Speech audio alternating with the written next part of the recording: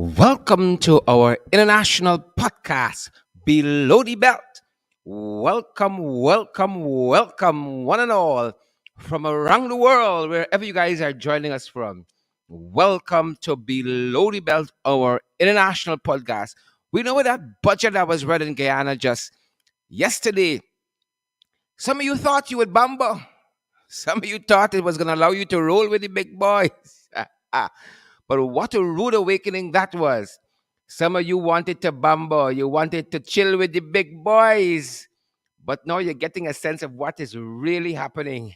That's not going to happen, folks. It's not going to happen. Thank you for joining us from all around the world, folks, wherever you're joining us. I see Beatrice Selby has already joined us from YouTube. Beatrice is a tuber. Beatrice is a tuber. Good to have Beatrice with us today. Good to have each and every one of you. Really good to have each and every one of you. We would have it no other way. Guys, let me know if you're hearing me echoing by any means. Let me know if you are hearing me echoing. Some of you wanted to bamba yesterday. You wanted to chill with the big boys. It didn't happen. Rowena Cummins, good to see you there. Cheryl Mulrain, good to see you as well. Carol Hudson, good to see you. Good day to each and every one of you. Claire Capel, good to see you guys as you come into the podcast. As we begin the program, why don't you share the live stream wherever you are? We got quite a few guests joining us today, and it is also open mic. Because it's budget, we want to know how you guys feel about the budget. We just want to do all the talking. I'm going to be joined today by the Honorable Director of Finance, a Shadow Minister for Finance. I'm going to be joined by Ricky Ramsarup. Ricky has responsibilities for the agricultural sector. And we're going to be joined by the Honorable Amanzo Walton Desir as well. She is the Shadow Minister for Foreign Affairs and the Opposition Chief Whip. The Chief Whip, Christopher Jones, is going to be with us as well. Quite a lineup. Thanks, Rowena Cummins. Good to see you. Rowena says she's reading us loud and clear. Daniel Abrams, good to see you. Mark Allman, Velma McLeod, good to see you, Velma. Good to see each and every one of you guys, wherever you're joining us from. We're talking about the beast budget. It is a beast budget. England for the people. The dig we out and gone, them is beast. Is a beast budget, people. And just like the last two, there's nothing for the people, but more for the boys. It's a beast budget. Nothing for the people, but more for the boys. More for the boys. I know lots of you thought with this oil money that we were spending, this hundred and how much? $26 billion. I know lots of you say, I can bamba now. We gonna chill with the big boys. It's nice time. Where? It was not to be. Folks, as our guests get ready to come on, as I get ready to invite them, I'm picking up a what do you call this? An op-ed piece, an opinion piece out of Demwara Waves, and this is GKH Lal writing. And GKH Lal says the national budget is now out. It's now out in the public for the people to review the pulses and minuses. Now we can review the pulses and the minuses. That's what GK Lal says. The budget is now out in the public and we can review the pluses, rather, the pluses and minuses, the excitements and the disappointments, purely from the perspective of the lower on the ladder in Guyana. It's an abomination. One more hope shattered. I speak mostly on behalf of the expectant poor, the struggling, the back to the wall working class of Guyana, the suffering masses out there. There are some morsels in it for them, but those are paltry, right? Paltry in Guyanese parlance, maga rather, maga, has to mean nothing. Nothing. It's paltry and punishing. G.H.K. Lal, and this piece is in Dem Waves. It is paltry and punishing. That's what G.K.H. Lal says. We have some other opinions. Folks, today is mostly about you, but I want to welcome my guests as well, because it's about them too. I want to welcome my guests who We are privileged to have with us today Below the Belt, folks. We are privileged to have them, just as we're privileged to have Chisung Henry and St. Romaine Adams and Patricia Kisoon, Sheena Hazel, Irwin Dawn Cook, and is it Tasha Silat? Good to see you, Tasha. Good to see you, Tessa Isaacs, Graves Andy. Good to see you. All of you guys who are joining us from around the world, welcome to our international podcast, Below the Belt.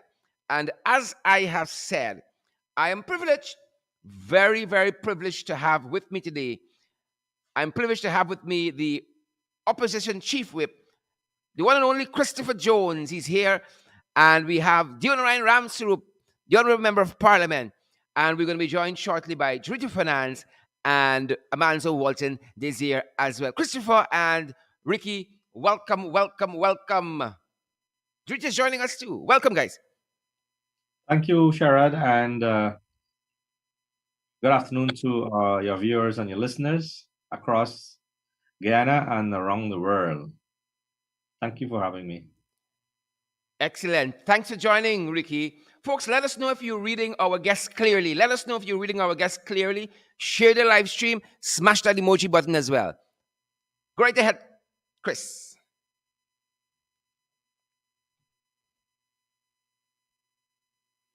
If Chris is not ready, I know we have Drita with us as well. Drita, welcome. As we said, Drita is our shadow finance minister. Good day, Sharon. Good day to all your viewers. It's a sad day, right? The day after 5+ hours of listening to Ashley singing in National Assembly. With every 5 minutes, you're hoping that something is gonna come next for the public servant, something good is gonna come next for the working class of this country, and almost 6 hours of absolutely nothing for those people. That's what we're looking at today. It's a very devastating budget for the working class of this country. But nevertheless, we have to go through it step by step, rip it apart, and let people see that exactly what we said. I mean, we call it, we were hoping to be wrong, but we call it, and here we are today to dissect a budget that is absolutely devastating for the working class of this country. Yep, yep. And folks, this is not just the coalition APNU AFC MPs. You check across social media and see if anybody doing backflips over this budget. Yeah. You check across social media. Chris, That's right, Sherrod, Dorito, Ricky, your listeners. Indeed, it's nothing to be excited about. And it is even more telling when you look at the pro PPP Facebook champions and so forth. There's nothing there even on their page. Save and except to say that the budget is the biggest budget ever, $500+ billion. But in an oil producing country, one would have expected that the measures, simple measures that will be put in place to make the lives of the Guyanese comfortable. And that is through wages and salaries, the increase to public servants, the increase to old age pension, the increase to to to um, to public assistance, and the list goes on. There isn't anything there. I mean, as I said last night, is that as an opposition, you welcome infrastructure development. That in order for a country to blossom, to grow, you must see new roads and so forth, bridges and so forth being constructed. That is fine, but then you have to look at the human capital. What does the largest budget ever means to the average Guyanese person in an oil producing country? You have people who are leaving their places of abode and travel to Guyana looking for greener pastures. And you have the Guyanese who live here, and they will tell you is that the grass looks greener on the other side still. It's at this point in time, in 2022, Guyana being an oil producing country, one would have expected to see and hear the excitement in the voices of the Guyanese people that, yeah, by Guyana is the best place ever, and there's no place like home. But yet, still, people are saying, "Bye." I try to get a visa. I try to migrate to one of the country that is happening in this day, 2022. people want beat out. People want beat out. Paltry budget. That's what GKH Lal says. Let me make sure that I'm quoting him right. GHK Lal. And we're picking up this from Dem Waves in is an opinion piece. He said the national budget, from the perspective of the suffer of the struggling, is paltry and punishing. He said it's an abomination. An abomination. Jurita, yep. Exactly. Right there, Chris. No, well, I'm saying is that last night myself, Jurito, well on your program, we made similar pronouncement as to how we see the budget. And apart from being that, it is gross disrespect to the intelligence. I can say this at nauseum. 2022 budget as presented by the PPP is one of the most gross disrespect to the intelligence of the Guyanese people. That is what this budget is about. All you sat there for over 5 hours and listening to a presentation of nothingness that has nothing for you. And then they will attempt to, on their national communications network and DPI, to spew propaganda that this is the greatest budget ever. But what does that mean to the average public servant? What does that mean today to the taxi driver, the minibus conductor, the senior citizens, the more vulnerable members in our society? The budget means nothing to them because there's nothing there for them. $3,000 increase, $5,000 increase from a budget. $3,000, $5,000 from a budget of 500 and something $billion in an oil producing country. It is the most disrespect to the intelligence of the Guyanese people. You know, Yeah, sure. great ahead, Ricky. Sure. I mean, Chris is absolutely right. And, up to this morning, Chris, I spoke to one of my friend in New York, and she said, "What are you doing still in Guyana? Why are you not bringing the kids over here?" You understand? Because imagine from last night presentation to this morning, they already knew what is happening to our country. And every single day, I mean, you're seeing the amount of person lining up now at the passport office, to leave the country. And there's nothing here that we can hold these people back, despite we getting the oil revenue, despite the Guyana becomes a little Dubai, so to speak. These are all a myth under this government. I wrote on my Facebook page that the old age pension increased by $3,000. You know what I mean? Mm-hmm. So Mm-hmm. look, old age pension should have been increased by 45% at least, and not a paltry, as you said, 12% in these inflated times. It should have been at least proportional to the increased budget. That is still isn't enough, as I believe that the OAP, which is old age pension, should have been three-quarters of the minimum wage of public servant. That will make sense, Sharon. When there is an increase of minimum wages, the OAP will increase with it as well, always being three-quarters of that. Mm-hmm. These I are agree. things you need to look into and start lobbying for Parliament and represent 65,000 old pension. That is what we have to do. I do not see why we cannot cater for 8% of this 552.9 billion budget for the senior citizens of Guyana who survived through it all. But you know what, Sherrod? I understand why they increased by $3,000 because they are dying because of the unleashed and the uncatered for and the unregulated and what's the word I'm looking for here? The COVID-19 pandemic that is that's on a release here. Correct. Correct. So, Correct. so that's the reason why they get even 3,000. Hey, we don't waste money back at these old people. Here. You understand? We Quite can give them surprising. 3,000 increase. Quite surprising budget indeed. You know, we're now joined by the Honorable Manzo Walton. This year, as you guys know, is the shadow foreign affairs. I got the F right. Shadow foreign affairs minister. Manzo, welcome to the podcast. Thank you, Sherrod. Good afternoon, colleagues, and to your listeners as well. Thank you for having me. Excellent. Amanzo, what are your initial reactions to this biggest budget ever? We call it the beast budget. You know, it's so horrible on the people. Uh, Sherrod, that is what stood out to me the most about the budget, that it really does not address the plight of the poor and working class in Guyana. Um, I think a lot of people are disappointed Mm-hmm. that more was not done for the working class and for poor Guyanese, and to make sure that immediate relief is felt. Um, I want to say that it is not necessarily about bashing the budget, because I see people out there talking about, oh, the opposition is going to come to bash the budget and so on. But it is about looking at the budget in terms of context and perspective. And it is not a poor and working class friendly budget.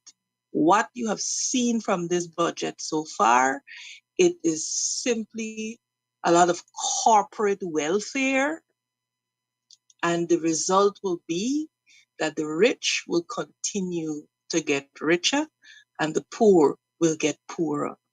The result of this budget will be that inflation is going to be out of this world.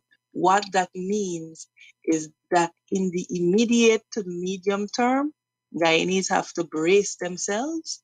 They have to buckle up, because hard times are about to become harder.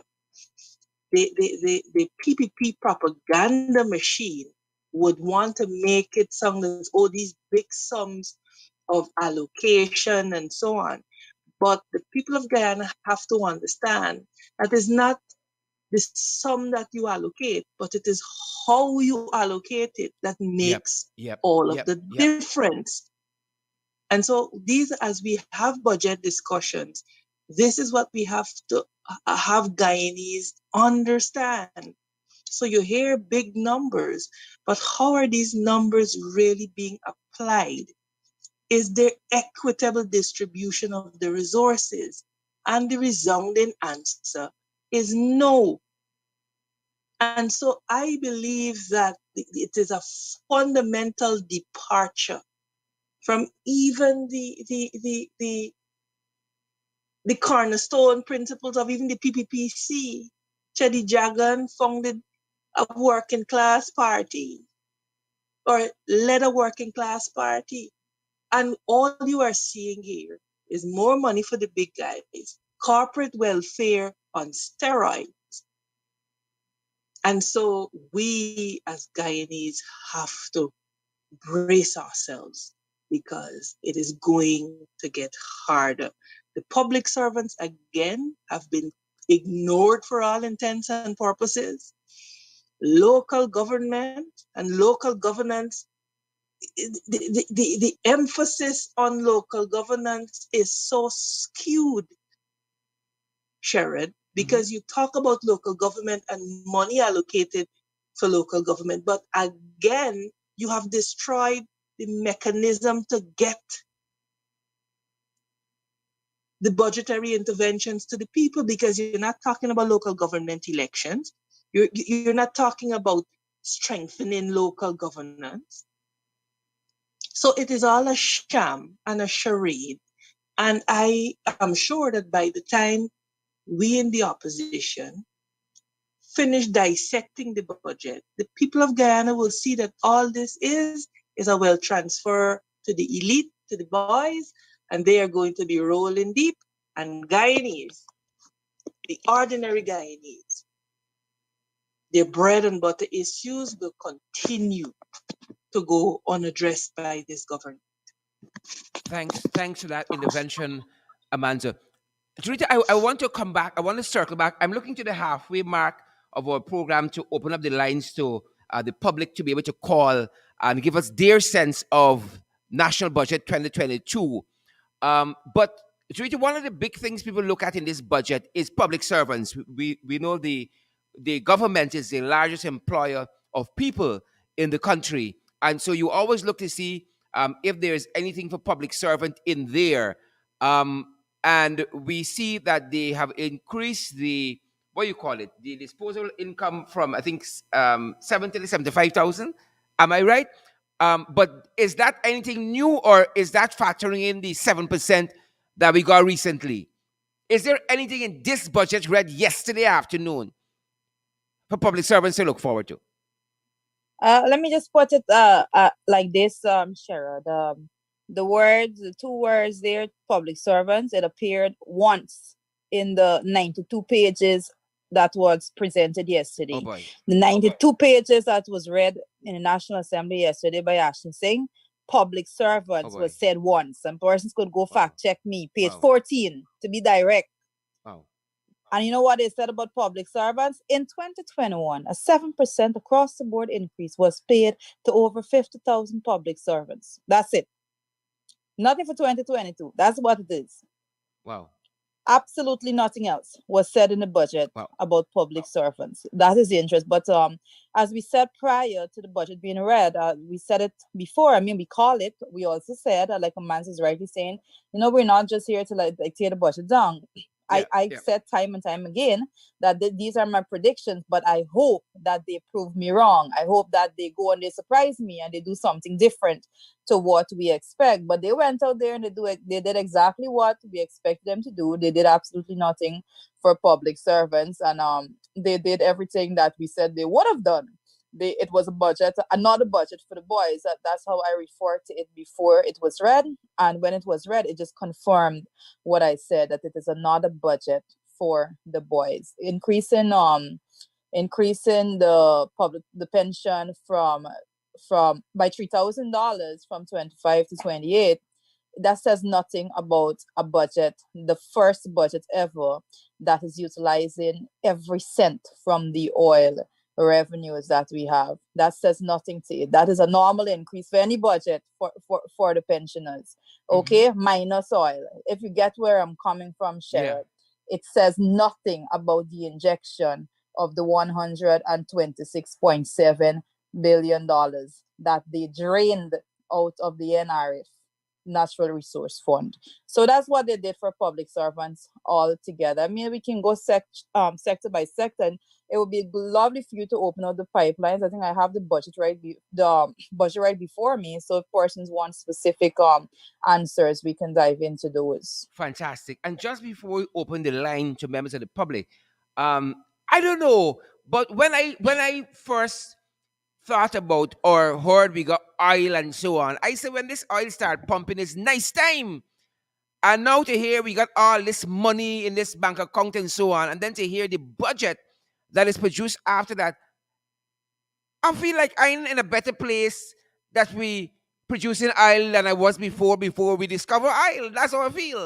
And I don't know if it's just me or it's just us or but that's how I feel. Like it didn't make a difference if we did discover oil or not. That's number one. And then number two, I'm looking for some issues in which because everybody know right now cost of living high. Even them jagabats and trench crappos admit the cost of living high. What I heard in this budget that is going to ease cost of living. They have said, Drita, Chris Manzariki, that they have set Mm-hmm. aside $5 billion is allocated, I'm quoting their literature now. $5 billion have been allocated for cost of living interventions to help ease the impact on the most vulnerable communities. Further consultations are to be held with these communities most affected, both on the coast and in the hinterland, on possible intervention. $5 billion. As a layman, I look at that in comparison to the $6 billion they give to Gaisuko. And I'm wondering if Gaisuko employ X amount of people, and outside of Gaisuko, you have Y amount of people. How is this money going to do to lower the cost of living? I mean, I ain't think I'll be a rocket scientist to try to figure it out. Folks, Drita,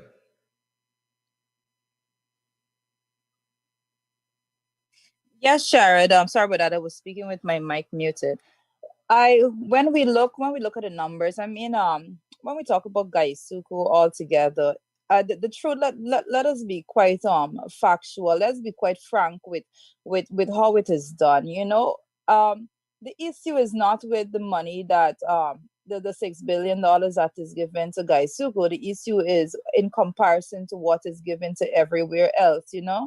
If they had brought the $6 billion and put it to Gaisuk, and then they had brought meaningful increases to other sectors within the society, persons would have said, you know what, they made an attempt to equally disburse the funds, but there we go again, and we listened to all of it, and all they did was to try their best to make sure that they satisfy a specific section of society at the expense of the other sections of society. And this is what the PPP does. They continue to do this over and over again. As you are I want to add this in, Sherrod, as you were speaking, I know we just spoke about the public service, but I want to say this to the citizens of our country and the persons tuned into you right now. In the manifesto that the APNU AFC presented, the 2020 manifesto that we did, we had a very condensed manifesto, everything to the point. And one of the things I want to point this out to the public servants listening to your program right now. One of the things that was highlighted in our manifesto for public servants was to allocate affordable housing specifically to public servants, nurses, teachers, and discipline service employees, including interest subsidies to keep their mortgages affordable. That's what we plan for them. So when we call it the government out for not doing things for them, we're not just calling them out. We had a better plan, and that's what we're saying. Our plan was way more superior to Yep. what they're doing now, what is absolutely nothing. Yep. And those are the facts. Those are the facts. As a matter of fact, in addition to that, I have seen people have said that comparatively, give kudos to the Granger administration that set the foundation for us to even benefit from oil so early. To even benefit, because if it wasn't for David Granger and the APNU AFC administration, if the PPP had to come in now to set the framework for us to benefit from our oil wealth, this country would have been doomed based on where they have it. So let me give If Jack you his jacket. Actually, I want to add to what you just said there, right? I want to add to what you just said. I just want to put it into perspective a little bit. If it wasn't for that foundation for oil resources to be made available, if it was not for that, then I can tell the people in Guyana, based on the budget that was presented in the National Assembly yesterday, persons would have been seeing, without the oil revenue, persons would have been seeing in 2022 a smaller budget than the PPP presented in 2021. That is a fact. That's what the number spells out clear as day. So if it Yep, wasn't for yep. the Granger administration and the foundation they set when it comes to the country receiving oil revenues, the PPP would have been in such a deep hole right now. They are yet to recover. The non-oil GDP grew by 4.6% in 2021 after suffering a decrease of 7.3%. I say this again, Sherrod. Today, Guyanese are worse off in our non-oil economy than we were under the APNU AFC administration in 2019. And those are the facts, those are the numbers what Ashley Singh read in the National Assembly in 2021. Those are the numbers that he came and read again in 2022. Quote me, go check. He can't say I'm wrong. The AP and UAFC administration had a better economy in 2019 than we have today in 2022. Rita, tell us why that is your conclusion. We know you're right, but for the sake of the people, why is that your conclusion? The APNU FC had a better economy because Sherrod, these guys said come in and it was broke. That's the well, lie in the peddle. persons need to understand growth, and one of the figures that everyone looks, well, any person that does economics and finance and those things so forth, is to look at the GDP and at the GDP growth every year. When the AP and UAFC was in office, we had a steady growth, and this is talking about non-oil. This is the first budget that utilizing oil, so let us look at the non-oil. We're looking at the non-oil growth up to 2019. 2019, and I'm going up to 2019 because the PPP went into office in 2020, Sherrod. Let's be quite frank. In 2020, the country decreased, our growth decreased by 7.3%. 7.3, right? from what it was in 2019. So we are less better at the end of 2020. We're 7.3% less better than we were in 2019. So in order for us to get back to that position that we were at in 2019, we would have had to realize a growth of at least 7.3 in 2021. But Ashley Singh stood in the National Assembly yesterday and said that we realize a growth of 4.6. So it simply means that we are still worse off than we were in 2019 under the Granger-led administration. And that is the fact. People could take it The how they numbers don't want to take lie. it. The numbers don't lie. You know, the Sir, yeah. Go ahead, Ricky. and I'm really happy. And I was going to call Jurita yesterday afternoon after the presentation. I said, can you just focus on the same area that she's talking about? Because I know she's good at that area. Because how can you have a 4.6%? And this is what troubles me. How can you have 4.6% growth in an oil economy where things like the gold we see slumped to by 40 by something percent? Where we see that there's no performance from the forestry, we've seen that Gaisuku target now reduces from 87,000 tons to 58,000 tons. So how come you have this growth? I don't know if that is actually true. So maybe we'll have to examine some more figures, unless they're gonna put a fictitious thing in front of us. They're fiddling with the numbers. Yeah, exactly. So my point is, actually, I want to add this here, because since I mentioned that like the gold industry has declined, and the forestry needs some help, and we having proceeds from the oil revenue, and I'll come back to the oil revenue, and you have the minister mentioned that there's 137 million US dollars that we gained from Norwegian through the carbon credits, which is untouched. I want you to listen carefully where I'm coming from. It is untouched. Now, if you have, and I want to add Gaisuke into it because they got $6 billion, right? So here you go in the natural resources sector, the one that has been fueling the other sector over the years. You have a drop in gold there. You have the forestry struggling. You understand? You have the proceeds from the oil, but yet there's no money going towards the two natural resources sector, which is forestry and GGMC and the gold mining. Why is that so? So you cannot take money from those sector and put them to those sector that is failing, like the agriculture, and expect that one to be functioning. That is not a good business model to anybody. It don't work, sir. You understand? It doesn't work, sir. But these guys here are playing with really, really danger here. And when I said I'm going to come back to the Natural Resources Fund, this is what I want to talk. You remember when we talked and we started our campaign, because we didn't have a budget debate in Parliament on the Natural Resources Bill, but we were trying to protect it.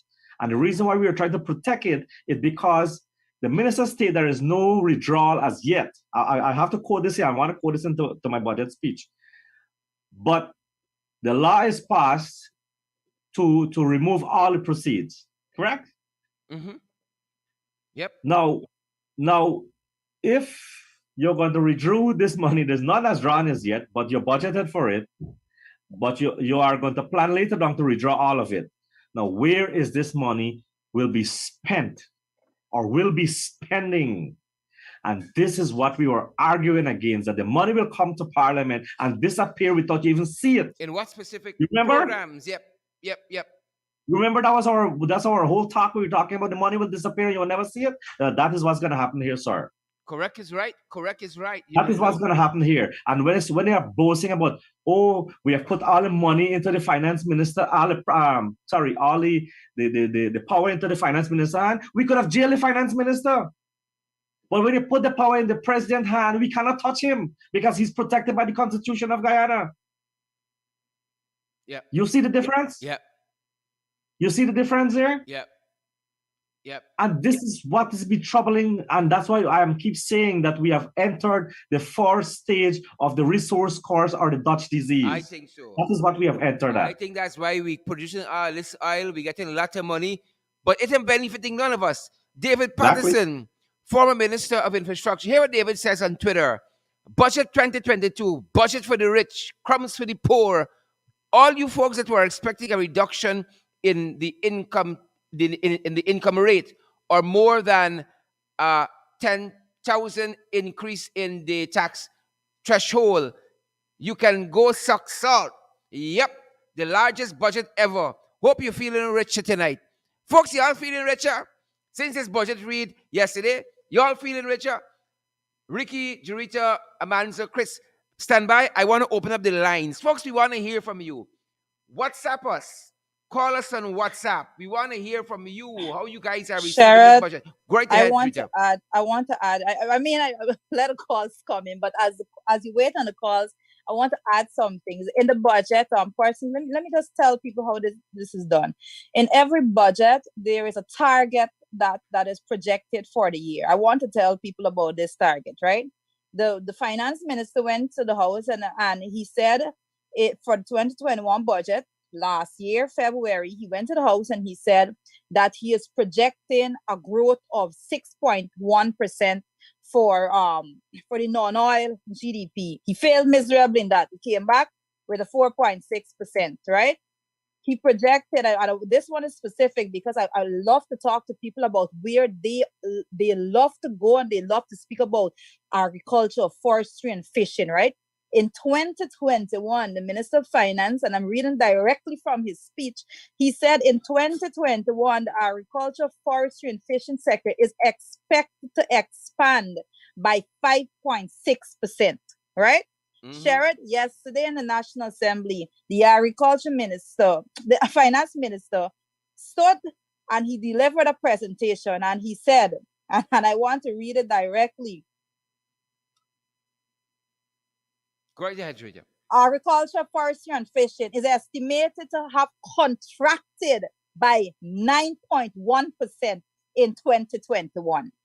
9.1% contraction in 2021. When at the beginning of 2021, he said it's expected to grow by 5.6%. Didn't grow by 1 damn percent, but instead it contracted. It contracted by a whopping 9.1% in 2021. This is the sector that they say, oh, they're all for agriculture, oh, they're all for fishery, oh, they're all for Where? forestry. What That side? is what they What did to our side? What economy. side? Folks, Sharon, we have a call. Yes, we have a call. Amanda, give us 1 second. Let's take this call, and then we're gonna pull you in. 1 second. Go right ahead, Amanda. We seem to have lost the call. Go right ahead. Sharon, I wanted to make the point because already you have the excuses being floated in the public domain. And this is something that Joretta could speak very competently to, and particularly as it relates to the agricultural sector and fisheries. The excuse has already been touting, oh, this is happening all over the world because of the COVID-19 pandemic. So all of the contractions and the failed projections are being blamed on COVID-19.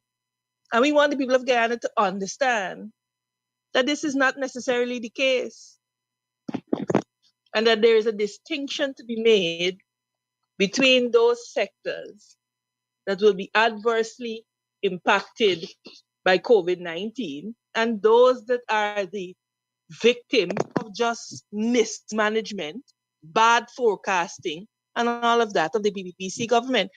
That is something I'm sure Joretta will weigh in on. You know, To bring the clarity to the I actually people. want to give you. I actually want to say.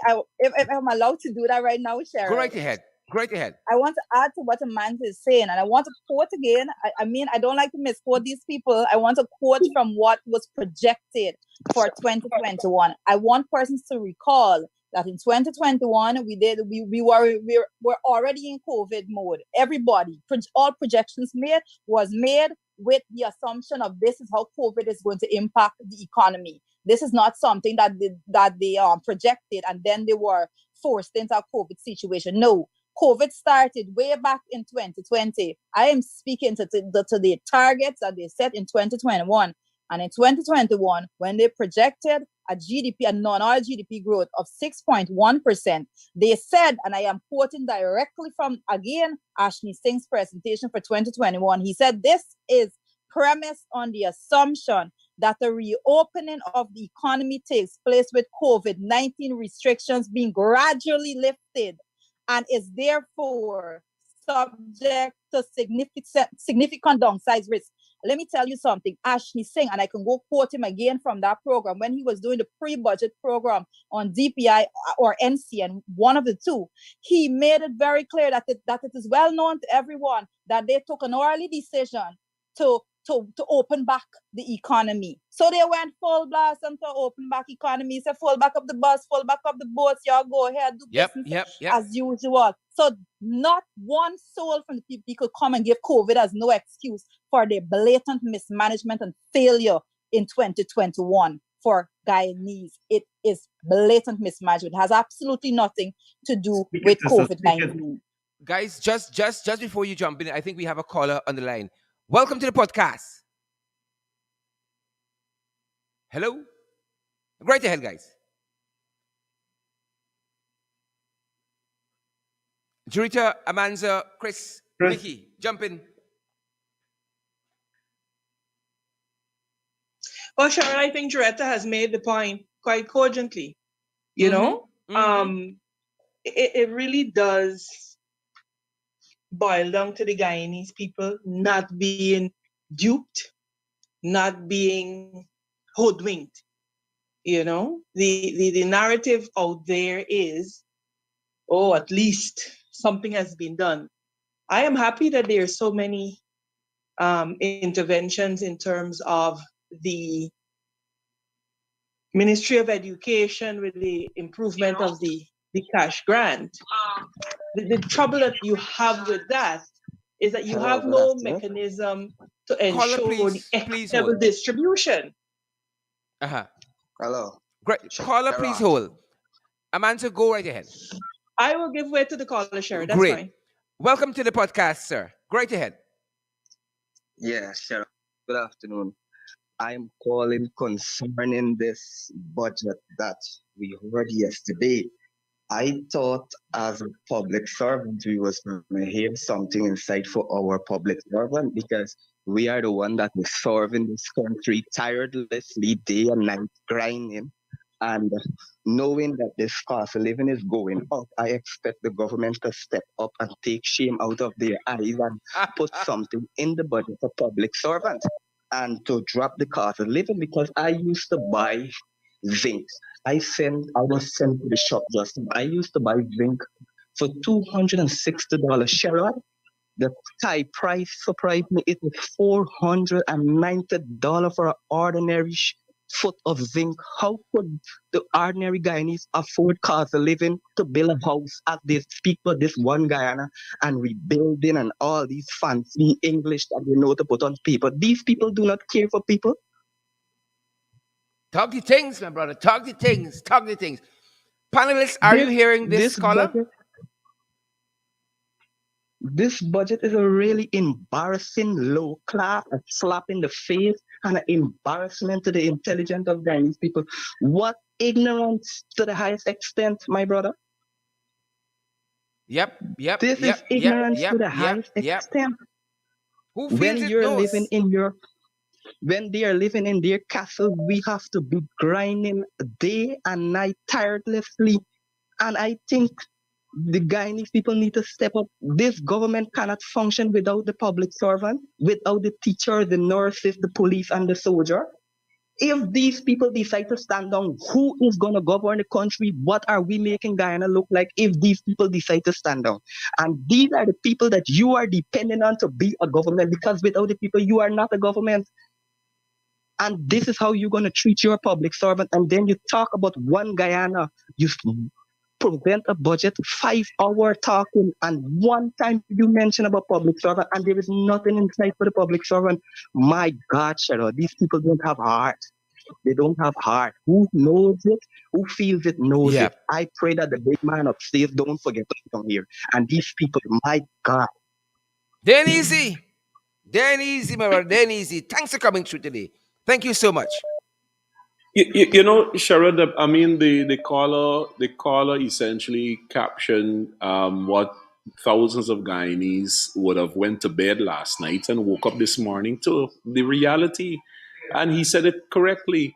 A budget of 500+ billion in the year 2022, and Guyana is an oil producing country, and it has no measures in place for the public servants. It has, I can't even say inadequate for old age pension, because $5,000 is nothing is there. Pensioners as Madness. well, Madness. and as and as I Madness. said, and the caller rightfully mentioned, is it is an insult to the intelligence of the Guyanese people. Yes. And no amount of propaganda on NCN, DPI, and the pro PPP outlets, media outlets, can change that reality. And we keep saying that in life and politics, there is perception and there is reality. The Guyanese Hello? people has awoken Hel- this morning to the reality. While the PPP and their acolytes or their friends and cronies would enjoy the wealth from this budget, because as we said last night, is that they are contractors who are out there who seen these billions of dollars for infrastructure and so forth. They already know that he, she, and them getting those contracts. So those close associate with the PPP, this budget is for them. But the other 85% of us, which includes members and supporters of the People's Progressive Party Civic, we have awoken this morning again to the reality that Budget 2022 has absolutely nothing for us. It Pocketory. doesn't improve our standards of living. It doesn't change the fact that cost of living is soaring Yep. Chris. globally. But worse yet, in Guyana, is that you are producing oil. You are oil producing. Your budget, your GDP has grown exponentially as a result of oil. And what is trickling down to the Guyanese people? Nothing. That is the reality that we Absolutely right. have. And Chris, that we is have why a we said caller. again, it is an insult. Go ahead. Chris, we have a call. Caller, could you turn down whatever you're listening to us on and go right ahead? You're live. Okay, good evening, Sherrod, and good evening to your panel. Good afternoon, sir. Sherrod, concerning this budget, I see this budget as very, very disrespectful. The first thing you are That's what Chris giving said too. old, Disrespectful. the, the, the first thing you're giving old people, you're treating them literally like $3,000 per month. Is like if you do the maths, it's like if you give them $100 a month, $100 a day. And $100 a day can't even buy a pound of plantain. So that's the first thing. Yep. For the Guyanese Yep. in the Yep. diaspora, 100 Guyanese dollars per day. That is the increase that they give to the elderly that work hard in this country. And for those in the diaspora, 100 Guyanese dollars a day is like 50 US cents. So it actually makes no sense.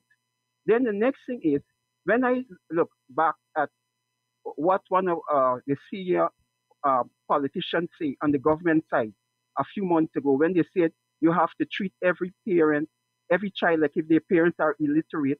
They know exactly what they're doing because they Oh, my believe that brother. Guyanese Oh. people they believe that Guyanese people are illiterate. The Guyanese parents are illiterate. That is the reason why they are doing this to us, Yep. right? Yep. And Yep. yeah, and not yes, they believe that we are illiterate. That is why they could bring a budget, add $169 billion more, and don't give anything to anybody. Don't give anything to the public servants, the teachers, the nurses, nobody, because they feel that the Guyanese people are illiterate. Remember, senior politicians said that. Priya Manik Then the Chan. next, Priya Manik Chan. I yes, can call your name. Priya yes, Manik Chan yes, said that. Minister of Education. yes, Install. yes. Then the next thing is they feel that the youths are also illiterate. That is why they could promise them to give them free university and don't give them anything in the budget, even though there's 160 something $billion addition to the budget from the last one. Then, in spite of all they can say what they want. We are not illiterate. and we know exactly what they are up to. The next thing is they can talk what they want about the Granger administration. We know that the Granger administration and Mr. The finance minister, Mr. Jordan, he did a fantastic job because without oil, they manage the economy, they build schools, they build nurses, they bring boats, they build hospitals, they did infrastructure work without oil and still give people an increase in salary. Oh, that's So the and thing, my brother. so That's the thing. so so so Thank you, there, boy. Thank they you. can talk what they can talk what they want. We know that they are up to, and we hope that the Guyanese people treat them accordingly when the right time arrives during in the next poll. Thank you, my brother. Thank you so much. The people aren't fools. Thank you for coming through to the Yeah. No, podcast. no, we bake Sherrod, but we strip it, Exactly. and we don't either. Yep. Yep. Yep. Thanks for coming through so much. Okay, Guys, okay, let's sure. take another call before you come in. Caller, you live on the podcast. Welcome. A pleasant good day to you, Sherrod, and the MPs.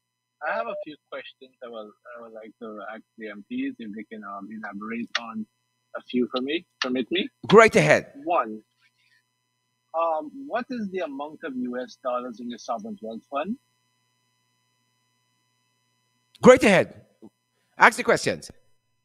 And they're going to respond. Great ahead, sir. Hello.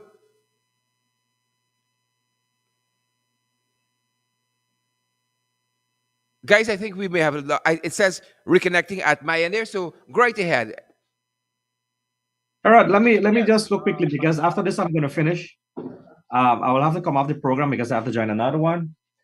Look, I'm very so happy that the caller, it tells that the intelligence are out there. People are really looking forward for a better budget. Don't worry about the size of the budget, but where the money is going to. That is where the concerns are, and that is what we have to focus on.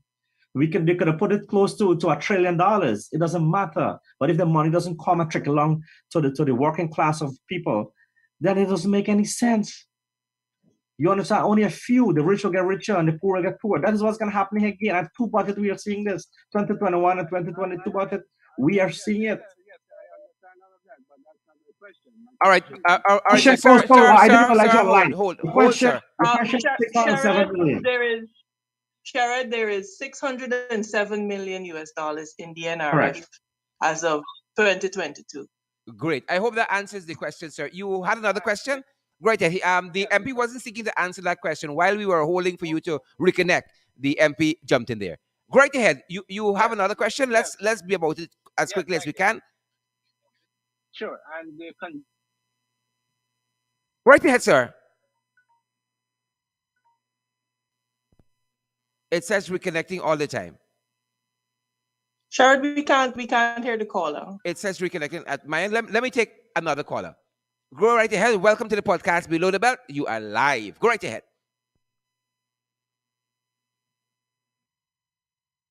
Right ahead, guys. I seem to have lost that caller too. Yeah, Ricky was, I think, making his point as he was going to exit. Yes, thank you, Amanda. I was going to say that, um, during our administration, um, we have really tried to educate our populace. We have tried to through giving them access to internet so that they can understand what's happening in the world. And I think this is what caught up with the PVP because they have a system or suppression or suppressing the people. So that you don't have to go to a certain level. You must not understand. But they don't understand what they fail to understand also that people are listening keenly to know what's happening in the budget. What is there for me? That is a question they're asking each other. This morning when I drove down to town, I thought it was a holiday because everybody probably, because after the big budget landed, I think they probably take some vacation. They blocked the And I was budget. surprised. You Knocked them out.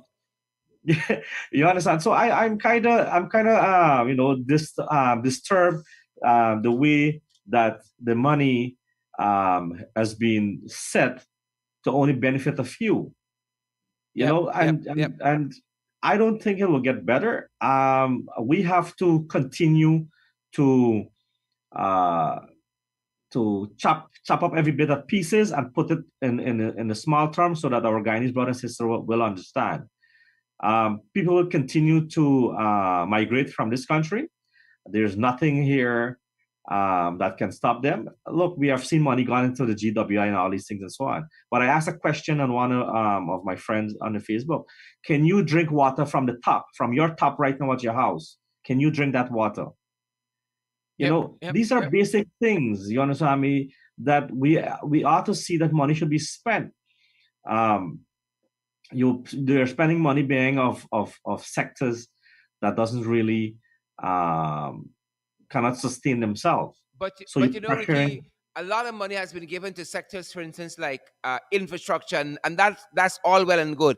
But these are the same jacobats in 2020 telling people in this country you can't eat the roads, you can't eat Yes, the I remember drains. The that. same people. Yes, Hmm. thank you very much. Yeah, I remember that. They're telling us that we can't eat the roads. Yeah, yeah. Are you gonna go eat the road? Are you gonna eat the road? That's what I tell people in Region One and Region Nine. You know, if I So, gonna eat the road, you You, know. you, you Ricky, know, Sharon, if thanks for joining the program. I know you have to run off. Thanks very much, Ricky. And we couldn't do this without you. Thank you guys. Have a great day. Great, you too, Ricky. great head, Chris. Eh, Sharon, this Chris, hold that thought. Let me take this sure, call quick. sure. Welcome to the podcast Below the Belt. You're live. Go right ahead. Good afternoon, Sherrod, and your esteemed company that you have there discussing this budget. Now, let me say one thing. That budget is anti-poor, pro-rich. I've been listening to the figures and I see in all directions, there are nothing there for people who are in the public service, etc. What you need to understand is that that budget was specifically designed to put a film over Guyanese's eyes Mm-hmm. so that when Ali and Jagdio start to siphon off the funds that are stashed in the US, you have to now think about which direction in the Middle East those money would be stocked away because they wouldn't want to have it in Guyana for sure. Guyana does not have the capacity to hold so much money in the banks. So those money weren't meant for Guyanese, they were meant for the cabal. And I think the fact that they don't have a minister of finance, they're just trying to throw dust in people's eye and have some section with somebody in charge of finance. The position designated minister of finance is not in Guyana's parliament. So they put Ali, the useless thinker Ali, to take the brunt because he is the president, as the one of you on the panel said. He cannot be arrested or taken to court. But I know for a fact when he demits office, he could, and that wouldn't be something which would be far from being truthful. So there is no way they can hide. That money would not be utilized to help Guyanese who badly needs it. That money would be siphoned off. This little boy who read the budget, Ashley Sting, he spent enough time in Dubai. He knows the nooks and crannies, the way the money can be stashed or way it can't be stashed. But there is something coming down for them. They believe Sarah Lynch is there to save them. She's not. When the bell tolls, all of them would be put on hold. They would be arrested and they will have to talk about all the nefarious things they've been doing there, including destroying the resources of Guyana for their handful. Right now, the last thing I'm going to say, right now, I think Ali, Jagdio, and Ashti Singh should have been arrested after he would have spoken for 6 hours in Parliament. Thank Thank you, you, my guys, and brother. you have a Thank wonderful you, day. Chris. I'll take one more before I bring you in. I think I can take. Go right ahead, Chris. Right. Thank you, Sharon. So quickly, I was saying that as it relates to public health, now there is a measure that in the budget speaks to $600,000 per year for every patient that does dialysis. On the surface, the figure sounds plentiful. Would be able to sustain a person who does dialysis and so forth. The reality is that you have persons who have to do you have to do dialysis perhaps twice per week. So they will exhaust that money in a very short period. Now, why is this significant to raise? Is that under the APNU AFC government, it was Minister of Health Valda Lawrence on the 21st of January in the year 2020 when she cut the ribbon to a dialysis center that is set up in New Amsterdam, and to every single patient seeking dialysis treatment, the services were absolutely free of cost. So if you have to do multiple dialysis per week for a fortnight or whatever the case be, the facilities were set up there under the APNU government to facilitate you. By virtue of putting that $600,000, essentially that is a cap. So what happens if it requires you to increase the amount of time that you go for dialysis and you now surpass that figure? Does that mean that your cap, you've reached your cap and that is it? You have to wait until a new year. So in terms of that particular measure, in comparison of what was obtained under the APNU AFC government, is cheese to chalk. One was free. Now there is a $600,000 cap per year per patient. Yep. Well said. Well said, Chris. I'm pulling in another call. Folks, I want to take some rapid fire calls, so be as concise as you can. And we'll have our MPs address any concerns at the other end. So I'll take as many calls as I can, and then we'll have the MPs respond. Welcome, you're live. You're live below the belt. Talk the things. Last that one. Welcome to the podcast Below the Belt. You are live. Talk the things. Talk the things. Good afternoon. Good afternoon, man. Yesterday I sent you I sent you a picture. Sorry to do that.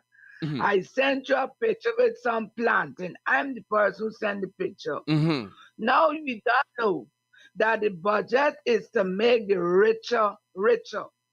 That money that they are saying is to dialysis cannot do for dialysis to people because dialysis is a costly exercise.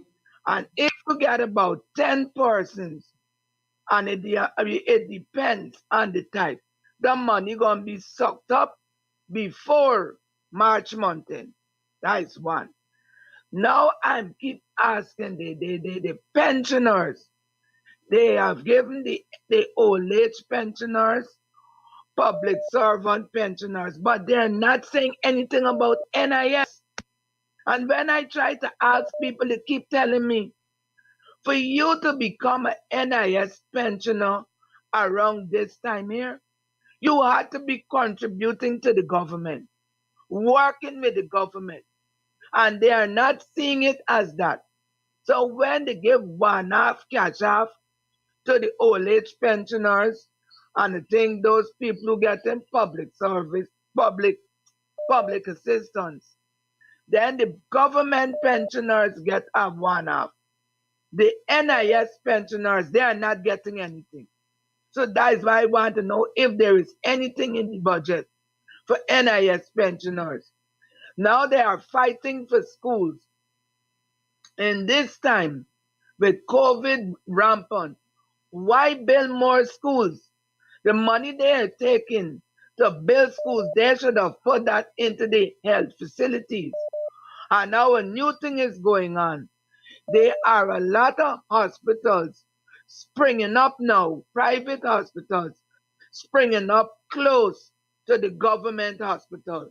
Because you look at Georgetown Hospital, around Georgetown Hospital, they got about 3 other hospitals. Now there is a diagnostic center in Lenoro, close to the fire station and the seawall.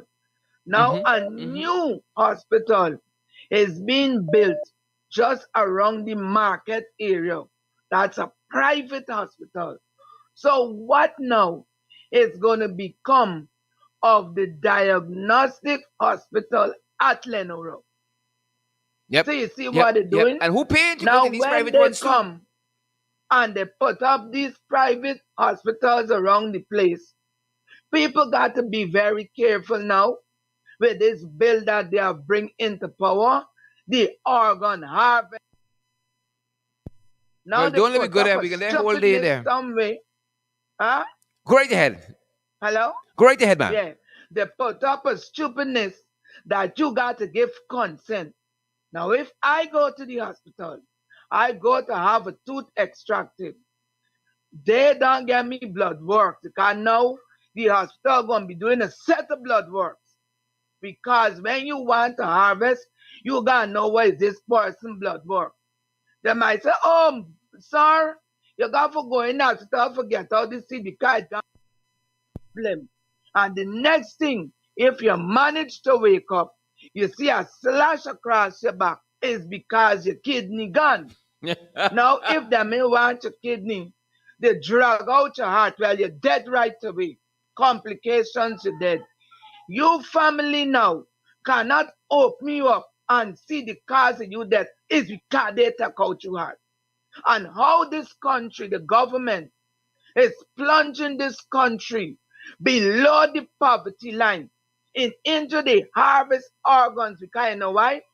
Those people who are living in these slum areas and it does vex when I talk, they become the plants or the prop up system for the rich. You leave Mm-hmm. Canada, you leave the high the cosmopolitan countries where you got big money, and you go down to India. You go to rural parts of China. And oh, I want a heart. Because you're living in poverty, they might offer you a £5. So the person living in abject poverty, this is plenty money. But I take one of my children and I sell them. And let me tell you, every part of the human body could work as tissue and organs because they're changing everything. Imagine a man now can't get children. Scramble a man, drag out the vast difference, everything connecting to getting a woman pregnant. And then he got one type of hair on his head, and the children coming out with another race. Ma'am, ma'am, So, thank you so much. so is Thank you our so much. organ We harvesting. beg Bye bye. PPP, but we stupid. We We beg, beg. but we stupid. We stupid. Please put Thank you up so the much. planting was, Sherrod. Put up the planting was sent to you yesterday. You bind planting, and when you done pay the money, when you cut the planting open, that's where you get them. Bye bye. Thank you very much, ma'am. Thank you so much. All right, Guys, you God can jump bless. in. Sarah, Jump in, Twitter. We let me beg. jump in again. I want to keep jumping in when it comes to what Ashley Singh stood and promised Guyanese at the beginning of 2021, and what he actually reported was delivered as against those promises that he made at the beginning of 2021. I want us to persons to listen to what he promised for Gaisuko, right? He said the restructuring of Gaisuko, this is 2021, right? The beginning of last year, he is saying what was going to happen last year. He said the restructuring of Gaisuko, along with the recapitalization of sugar estate, will see improved productions and productivity not only in 2020 but over the medium term. As a result, in Uh-huh. 2021, the sugar industry is projected to grow by 9.6%. 9.6. I register that number, people. Yesterday, How Ashley it looking? Singh How it looking? Ashley Singh stood in the National Assembly yesterday, and he did not have the decency to write a clear He sentence indecent. in the budget as to sugar, right? What he did, he said the sugar growing subsector managed to contain the reduction in his value added to 34.7% in 2021. 34.7% reduction in the production of sugar. Mm-hmm. That is what they delivered Yeah, to yeah, the yeah. people of this Yeah, yeah. They country. said they're coming to open Let back those all the numbers sugar sink estates. in. How it going? They said they're coming to open Let back them all the sink sugar these estates. numbers How it in. going? How it going? How dare you come to the country and give something like that? In 2020, persons need to know these numbers. In 2020, this is when the PPP just took office. The production of sugar was at 87,875 tons in 2020. The PPP came in office and said the coalition did absolutely nothing for the sector. So they came And they said they're injecting so much billions of dollars into the sector and that they're going to do amazing things for sugar. And yesterday, the person responsible for finance, Ashley Singh, stood in the National Assembly and said for the whole of 2021, all they did for the whole of 2021, Sherrod, was a production value of 58,025 tons. How dare them speak about the AP and UAFC administration when they cannot even reach half of the damn growth that we had in the production of sugar? These persons are dramatic failures in this country. Rita Clark says sugar dead. And we know PB supporters and want to hear this, They like the big numbers, biggest budget ever. I have a caller. I think this is going to be our final caller. Welcome you live on the podcast. Below the belt. Welcome. Yes, good afternoon. Good afternoon, ma'am. I'm calling to say that you have the staff at Forestry Training Center who the forestry owe leaf passage and gratuity for 2 years now. Thank you. Jesus. Thanks so much, ma'am. Thank you so much. People want the money, Ashni. The people want the money. Budget pass. People want money. But there's nothing there for anybody. That's what we said, it's nothing for the people. It's just more for the boys. Amanda, Chris. As you wrap up. Yes. In wrapping up, I wanted to say that perhaps the biggest demonstration of the PPPC's lack of confidence in their own budget is to be found in a move made by Gail Teixeira in the National Assembly. And the Chief Whip can confirm that Gail Teixeira moved a motion to abridge the time afforded to the opposition to consider the budgets.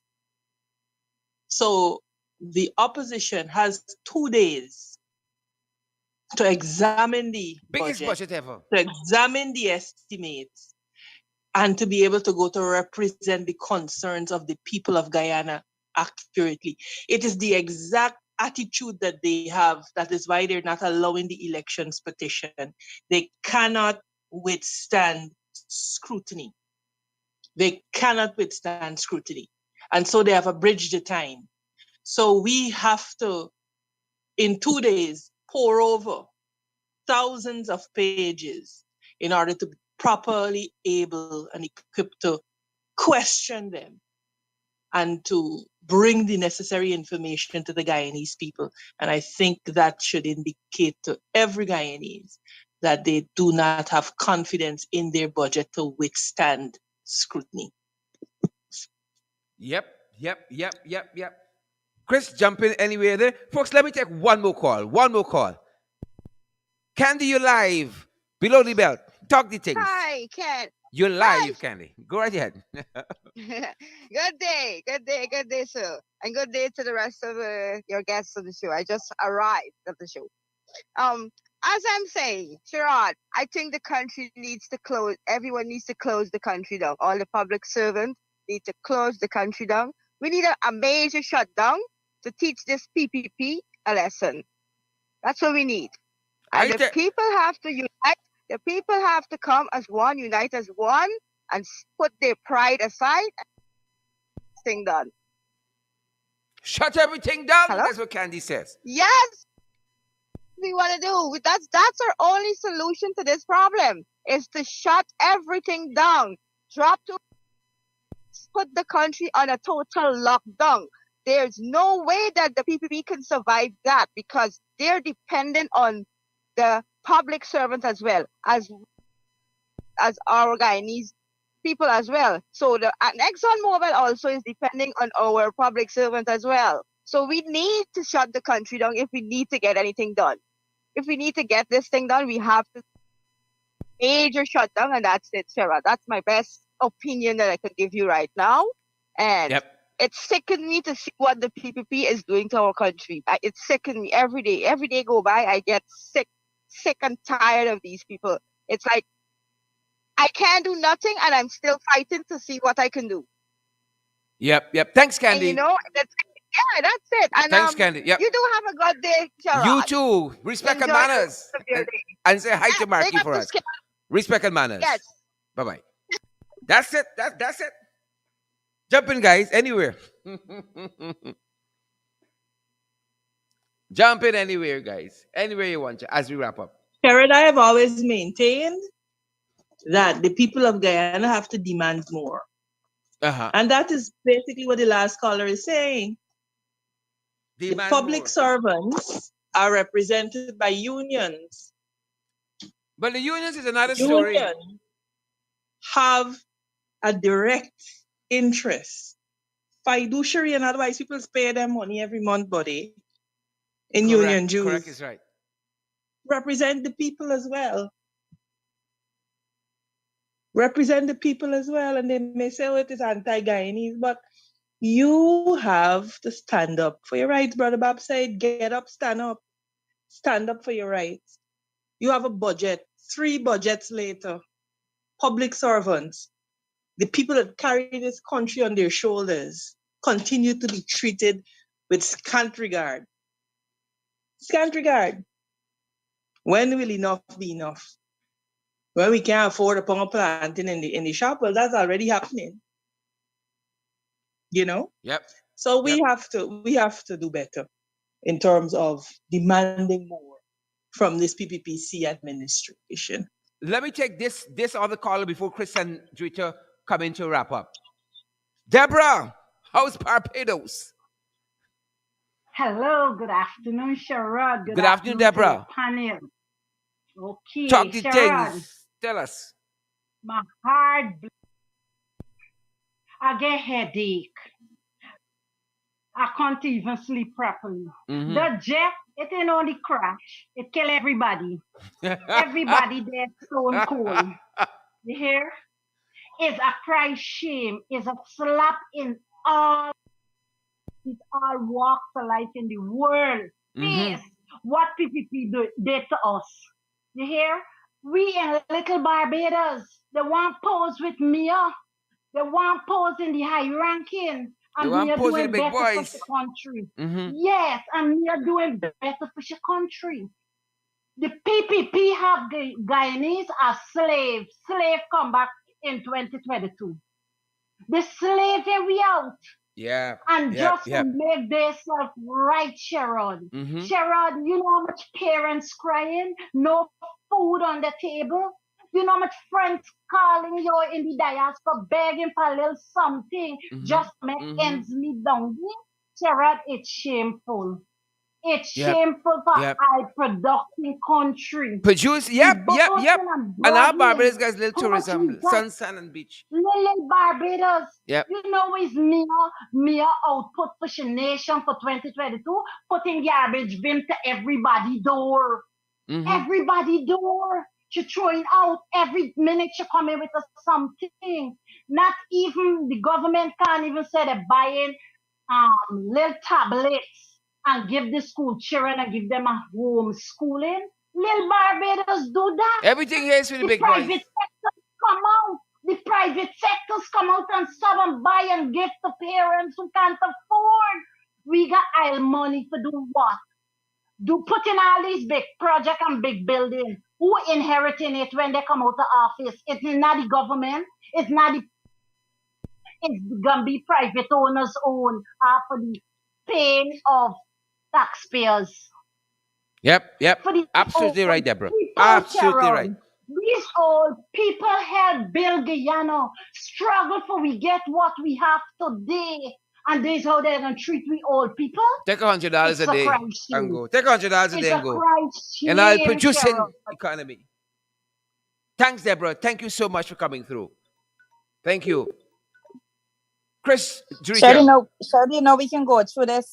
We can go through this presentation page for page, Yep. but your Yep. 1 hour is not Yep. nearly enough to go through Yep. it. I keep going back to the promises. I keep going back to what they deliver. I have to, because they stand and they preach to people and they have all the nice words and terminology that this is what they're going to do because they are better and the coalition wasn't doing it right and they're the only people that knows to manage this country right. And they go out and they dress up and they give you the words and people think, you know what? These people actually know what they're saying. Let me go to the goal, the extractive industry specifically, Sharon. I am looking specifically at gold production. The PPP projected, they went in there at the beginning of 2021 last year and they said the coalition, they knew nothing what they were doing, and they're going to do it better. The coalition Yep. made the miners suffered Yep. and all of that. And they said, and I'm reading from the report, the gold mining subsector, which also suffered some setbacks in 2020, is expected to grow by 4.2% in 2021. Sharon, how much do you think would they grow by? How I much you think the gold mining subject grow by in 2021? I say like a 1.5. Sherrod, you giving these people too much I give credit. them, Not plenty. 1%, they contracted by 14.8% Jesus. in 2021. 14.8% contraction. Lord. That is what the PPP brought to the gold mining industry. I said what they brought to the Contraction. gold mining industry. I said what they brought to Gaisuko. I said what they brought to fisheries. I said all of those things. They have failed. Failed. I said Ashley Singh was brave as hell to stand up in the National Assembly for over 5 hours and deliver a report of complete failure of Chris, the PPP administration. Chris said it best. It's disrespectful. Chris, Sharon, yes, Amanda. Jump right in. Go ahead. Chris was bounced off. Okay. Let me see here. That issue the director raised about the uh, gold sector, the mining sector, it could also be a governance issue because those figures are gleaned from declarations. And you and I know, and director knows, that when the coalition took office, the declaration of gold was at a ridiculously low level. Yes. Through proper governance interventions of the coalition, winning the confidence of the mining sector, you had gold declarations being increased. Correct. So it points back again to the piss poor management of every sector in this country. Yep. Amans is absolutely correct. And for persons, Amanzo, I think you were actually traveling home last night. But for persons that joined in the ring last night, I actually went through those numbers one by one, and I give persons a pretty clear indication of in 2014. That's the last year of the PP in office. The declaration for gold in this country was 387,508 ounces. The coalition came into office in 2015. That declaration went up by 16.5%. And in 2016, the declaration of gold in Guyana went up by 58%. And it went to 712,707 ounces of gold being declared. The people be coming right now, and they're telling us that the gold production for 2021 is 481,000 ounces. Wow. So that paints the picture as clear as day as to what is going on. And I dare say, like I said on the program last night, that when we see that 2% difference, worse off 2% when it comes to the corruption index, we understand why these numbers are saying what they're saying. Well, I'm assuming, like the fishermen said, the fish run away since we come. The gold run away too. That's where we are, apparently. Folks, we're going to continue this analysis of the beast budget, the 2022 budget, in the ring tonight. Can't put it any better. We're going to continue the analysis and breakdown of this budget. Of course, we know nothing to hide low in this budget. There is nothing for the people. It's just more for the boys in the beast budget. Amanzo Walton, Desiree Christopher Jones, Trinity Finance, Ricky, Dion Ryan Ramsarup. Thanks for joining us in the podcast today. Unfortunately, we can't take any more questions. We've gone way past program time. We give you all extras today. Extras. Them boys and get y'all nothing. We give you all extras here. That being said, guys, thanks for joining so much. Wherever you joined us from around the world, we're going to be back with more analysis, as we said, in the ring tonight, folks. See you on that side. Thanks, Rita. Thanks, Amanda. We know Chris and Ricky were unfortunately had to leave the podcast, but thanks to them as well. Ladies. Thank you for having us. Fantastic. Folks, that's our program for today. Well, see one. That is the program. Thanks for joining the podcast. You know, guys, the program is what it is because of you guys, because you guys join us from all over the world. Velma McLeod and Rhonda Lane, Simone Williams, Brenda Braffett, Sandra Hanover, Auntie Sandra, Erwin Don Cook, Yolanda, Brenda Braffett again, Carol Jacobs. The program is what it is because of you folks. Glensis, Mingo Byrne.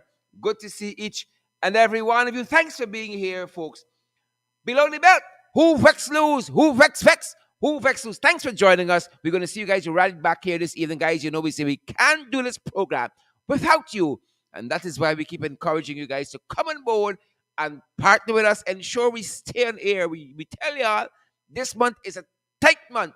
Help us meet our responsibilities. Help us continue the work we're doing, folks. We got so many platforms available now. So many. We got the WhatsApp. It's WhatsApp, it's Cash App, it's so many. We got Cash App available, guys. It's the $ in the ring 592. That's our Cash App handle.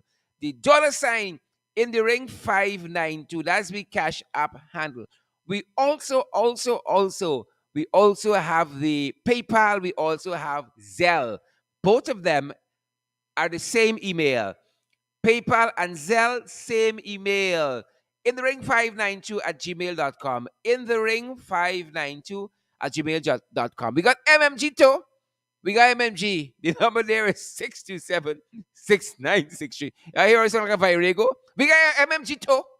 627-6963. That's our MMG number.